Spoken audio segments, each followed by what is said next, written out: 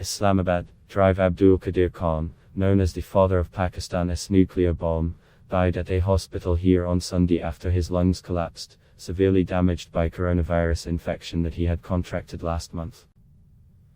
Khan, 85, has been revered as a national hero for making Pakistan a nuclear power. Islamabad had detonated its first nuclear weapon in 1998 when he was leading the Khan Research Laboratories, KO, a uranium enrichment facility that has been expanded to many other fields of science over a period of time in Kahuta, near Islamabad. Drive Khan was loved by the nation because of his critical contribution in making us a nuclear weapon state. This has provided us security against an aggressive, much larger nuclear neighbor, India. For the people of Pakistan, he was a national icon, Pakistan's Prime Minister Imran Khan posted on Twitter after the nuclear scientist's death. Army Chief Gen Kumar Javbhai said Khan's contributions in making Pakistan's defense stronger were significant.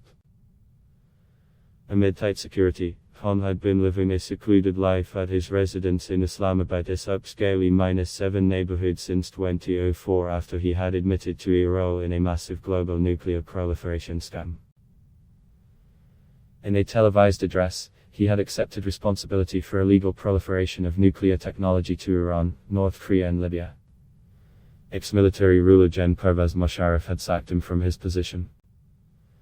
The former president, however, had also granted him clemency using his discretionary powers but kept him under house arrest till 2009. It would have been disastrous for Pakistan if I had not accepted responsibility, the nuclear scientist had once said. In a 2018 book Pakistan's Nuclear Bomb, A Story of Defiance, Deterrence and Deviance, Pakistani-American scholar and academic Hassan Abbas has highlighted Khan's involvement in nuclear proliferation in Iran, Libya and North Korea. He wrote that the origins and evolution of the Khan network were tied to the domestic and international political motivations underlying Pakistan's nuclear weapons project. The writer also examined the role of China and Saudi Arabia in supporting its nuclear infrastructure. Khan is reported to have intimate links with China's nuclear establishment. The US State Department said in 2009 that Khan had run an extensive international network for the proliferation of nuclear equipment and know-how that provided one-stop shopping for countries seeking to develop nuclear weapons. According to the State Department, this network's actions had irrevocably changed the proliferation landscape and have had lasting implications for international security.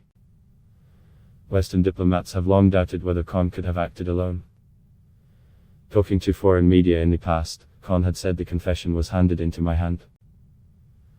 Khan was born in 1936 in Bhopal, India, and had migrated along with his family to Pakistan after the partition.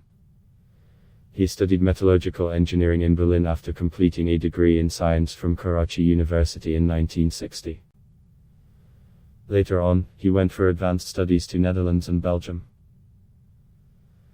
After India's nuclear test in 1974, he had joined Pakistan's clandestine efforts for developing nuclear technology.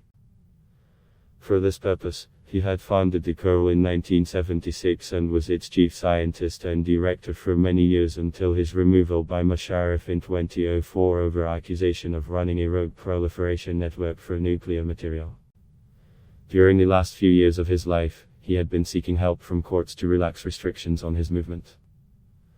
I had been kept as a prisoner having no free movement or meeting with anybody, Khan wrote to Pakistan's Supreme Court last year in a handwritten note against the state. Last month, he had complained that neither Imran nor any of his cabinet members inquired about his health when he was under treatment at a hospital. He was admitted to KO Hospital on August 26 after testing positive for COVID-19. Later, he was shifted to a military hospital in the garrison city of Rawalpindi. He was discharged from there a few weeks ago after recovering from the virus. His health, however, took a turn for the worse last night when he started feeling discomfort in breathing due to bleeding in his lungs. At 7:04 a.m., doctors pronounced him dead.